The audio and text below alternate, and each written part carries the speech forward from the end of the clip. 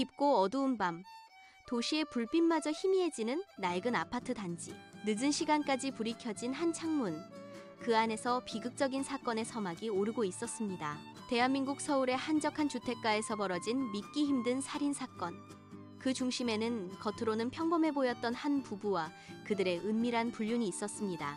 오늘 이야기는 바로 그 겉으로만 보면 아무 문제 없어 보였던 부부, 김민준 씨와 이수정 씨, 그리고 그들의 삶의 그림자처럼 드리워진 치명적인 관계에 대한 이야기입니다.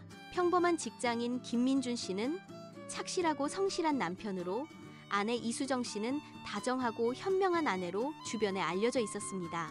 그들의 결혼 생활은 언뜻 보기에 아무런 문제도 없어 보였습니다. 하지만 그들의 관계는 이미 오래전부터 삐걱거리고 있었고, 그 틈을 비집고 들어온 외로움과 갈망은 걷잡을 수 없는 파국을 불러왔습니다. 사건의 시작은 2025년 10월의 어느 날 밤이었습니다. 늦은 귀가에도 늘 민준 씨를 따뜻하게 맞아주던 수정 씨가 그날따라 유난히 차갑게 느껴졌습니다. 민준 씨는 수정 씨의 변화를 감지했지만 대수롭지 않게 넘기려 했습니다.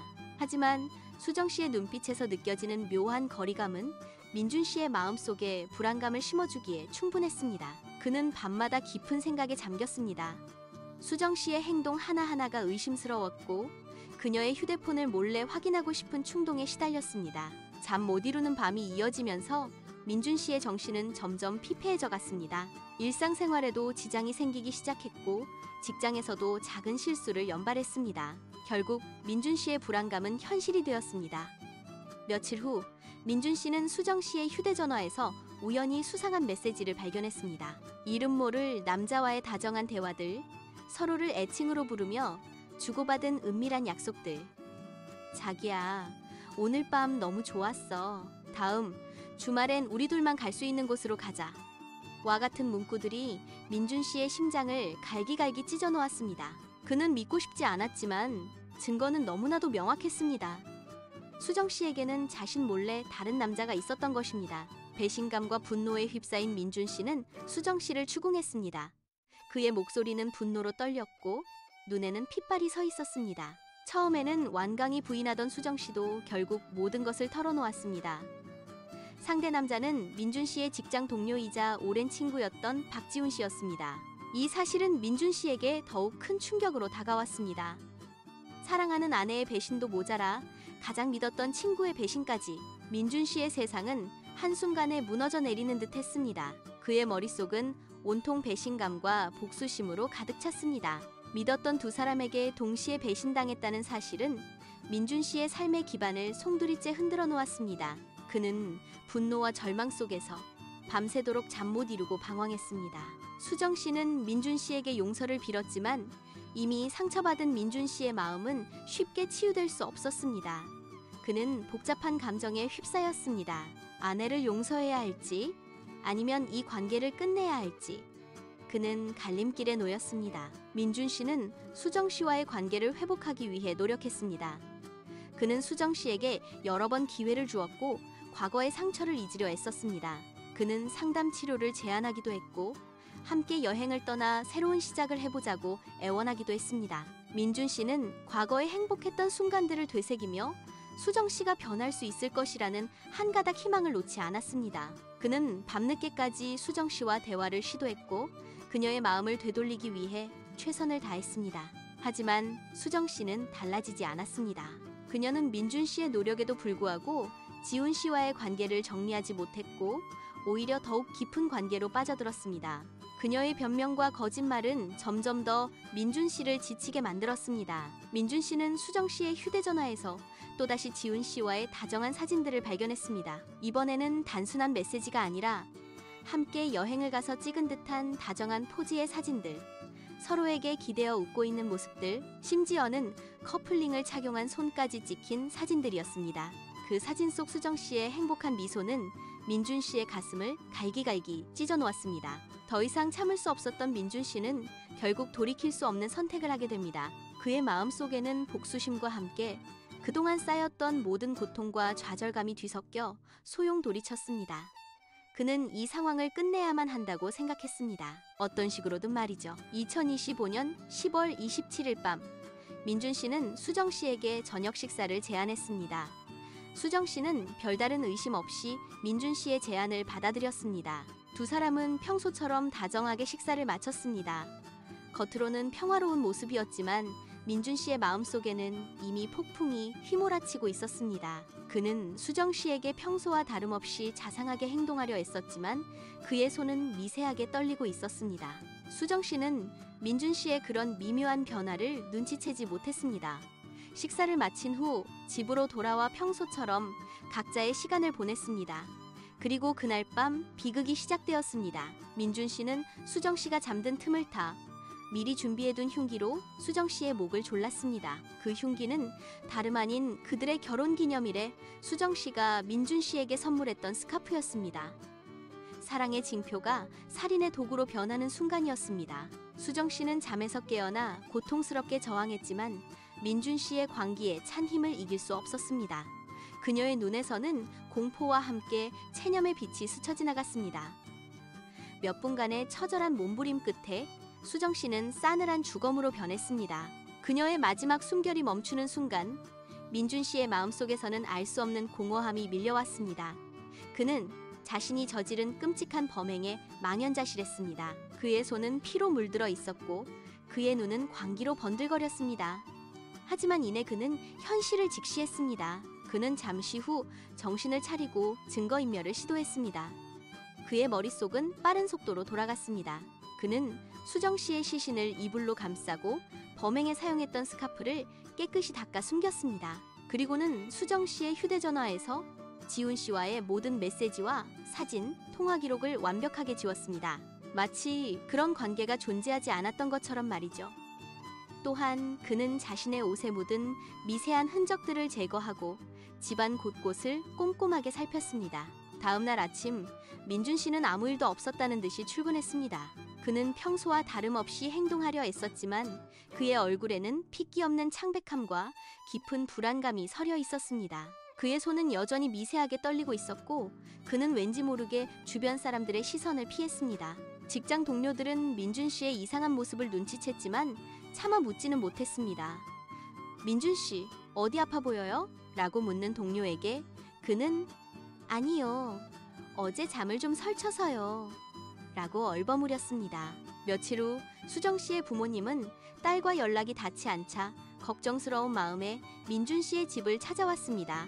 민준 씨는 수정 씨가 친구들과 갑자기 계획된 여행을 떠났다고 둘러댔지만 부모님은 수정 씨가 그런 중요한 일을 미리 알리지 않을 리 없다고 생각하며 무언가 이상하다고 느꼈습니다. 그들은 민준 씨의 어딘가 불안해 보이는 눈빛과 횡설수설하는 말투에서 불길한 예감을 지울 수 없었습니다. 결국 부모님은 경찰에 실종 신고를 했습니다.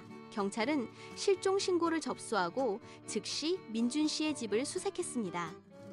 수색 과정에서 경찰은 민준 씨의 집에서 수상한 점들을 발견했습니다. 침실 바닥 마루 틈새에서 발견된 미세한 혈흔, 그리고 수정 씨의 휴대전화가 감쪽같이 사라진 점, 심지어는 민준 씨가 평소와 다르게 집안을 과도하게 깨끗하게 치워놓은 흔적들까지, 이런 모든 정황들은 경찰의 의심을 증폭시켰습니다. 경찰은 민준 씨를 유력한 용의자로 지목하고 그를 경찰서로 불러 조사를 시작했습니다.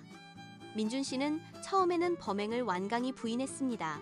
그는 자신이 알리바이가 있다고 주장했고 수정 씨의 실종은 자신과는 무관하다고 강변했습니다. 하지만 경찰의 끈질긴 추궁과 과학적인 증거들, 예를 들어 혈흔 분석 결과와 그의 불안정한 심리 상태를 압박하는 신문기술 앞에서 그는 결국 모든 것을 자백했습니다. 그는 수정 씨의 외도 사실에 대한 배신감과 분노, 그리고 지울 수 없는 질투심 때문에 이성을 잃고 우발적으로 범행을 저질렀다고 진술했습니다. 그의 진술은 충격적이었지만 한편으로는 인간의 나약한 본성을 보여주는 비극적인 고백이었습니다. 경찰은 민준 씨의 진술을 토대로 수정 씨의 시신을 찾기 위해 대대적인 수색 작업을 벌였습니다. 며칠간의 수색 끝에 수정 씨의 시신은 아파트 인근 야산의 인적이 드문 곳에서 발견되었습니다. 시신은 정성스럽게 이불에 감싸인 채 깊이 묻혀 있었습니다. 마치 민준 씨가 마지막까지 그녀를 보듬어주고 싶었던 것 같은 역설적인 모습이었습니다. 발견 당시 시신은 이미 부패가 진행되어 있었지만 범행의 흔적은 여전히 선명했습니다. 민준 씨는 살인 및 사체 유기 혐의로 구속 기소되었습니다. 재판 과정에서 민준 씨는 자신의 범행을 인정하고 깊이 반성하는 모습을 보였습니다. 그는 법정에서 눈물을 흘리며 제가 한순간의 어리석음으로 모든 것을 망쳤습니다. 수정 씨에게 진심으로 사죄드립니다. 라고 말했습니다. 하지만 법원은 그의 죄질이 매우 중하고 비록 우발적인 범행이라고 주장했지만 사전에 흉기를 준비하고 증거를 인멸하려 한 점 등을 미루어 계획적인 범행의 요소가 강하다고 판단했습니다. 결국 법원은 그에게 중형을 선고했습니다. 이 사건은 대한민국 사회에 큰 충격을 안겨주었습니다. 겉으로는 화목해 보였던 부부의 숨겨진 치명적인 관계, 그리고 그로 인해 발생한 끔찍한 살인사건은 많은 사람들에게 충격과 함께 불륜의 위험성에 대한 경각심을 일깨워 주었습니다. 언론은 이 사건을 연일 보도하며 사회적 논의를 촉발했습니다. 민준 씨와 수정 씨의 비극적인 이야기는 우리에게 많은 것을 생각하게 합니다. 사랑과 신뢰가 깨졌을 때 인간의 내면에 숨겨진 어두운 욕망이 어떻게 끔찍한 결과를 초래할 수 있는지를 보여줍니다. 이 사건은 단순히 한 부부의 불륜과 살인 사건을 넘어 인간관계의 복잡성과 도덕적 해이가 얼마나 위험한 결과를 낳을 수 있는지를 보여주는 잔혹한 현실이었습니다. 민준 씨는 법정에서 마지막 진술을 할 기회를 얻었습니다. 그의 목소리는 떨렸지만 그의 눈빛은 텅 비어 있었습니다. 그는 수정 씨를 향한 자신의 사랑이 어떻게 뒤틀리고 결국 파국으로 치달았는지 담담하게 이야기했습니다. 그는 자신의 사랑이 질투와 집착으로 변질되었음을 인정했고 그로 인해 사랑했던 사람을 잃고 자신마저 나락으로 떨어졌음을 고백했습니다. 그의 진술은 듣는 이들의 마음을 아프게 했지만 이미 되돌릴 수 없는 결과 앞에서 그의 후회는 아무런 의미가 없었습니다. 재판이 끝난 후 민준 씨는 교도소에 수감되었습니다. 그의 삶은 더 이상 이전과 같을 수 없었습니다. 그는 남은 생을 수정 씨에 대한 죄책감과 후회 속에서 그리고 사회로부터 격리된 채 살아가야 할 것입니다. 그의 존재는 이제 사라진 것이나 마찬가지였습니다. 한편 수정 씨의 부모님은 딸의 갑작스러운 죽음에 깊은 슬픔에 잠겼습니다. 그들은 사랑하는 딸을 잃은 슬픔과 함께 사위가 범인이라는 충격에 정신적으로 큰 고통을 겪었습니다. 그들은 딸의 죽음이 믿기지 않았고 하루하루를 고통 속에서 그리고 복수심과 체념 속에서 살아가야 했습니다. 그들의 삶 또한 영원히 얼룩져 버렸습니다. 이 사건은 주변 사람들에게도 큰 영향을 미쳤습니다.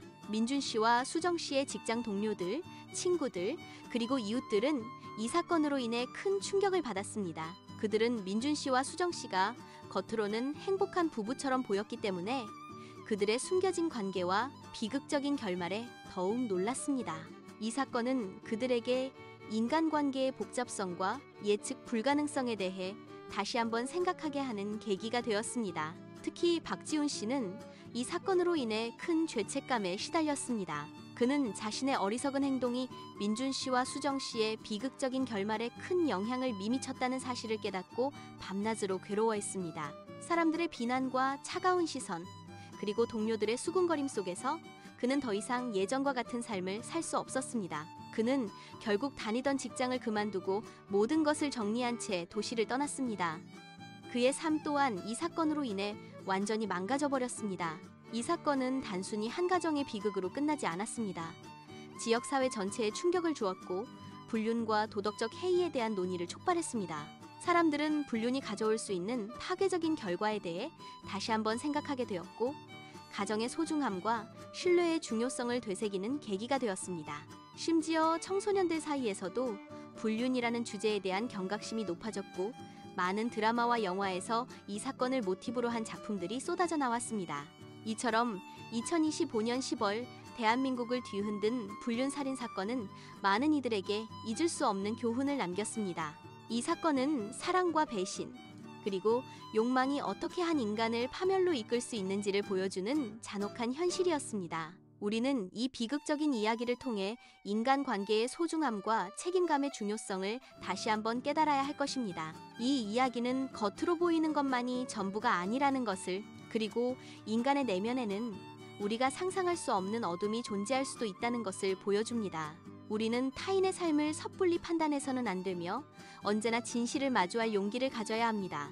그리고 무엇보다도 우리의 선택이 가져올 결과에 대해 항상 깊이 생각해야 할 것입니다. 이 비극적인 사건은 오랜 시간이 지나도 사람들의 기억 속에서 쉽게 지워지지 않을 것입니다. 그것은 우리에게 인간 본성의 복잡성과 삶의 예측 불가능성에 대한 영원한 질문을 던질 것입니다.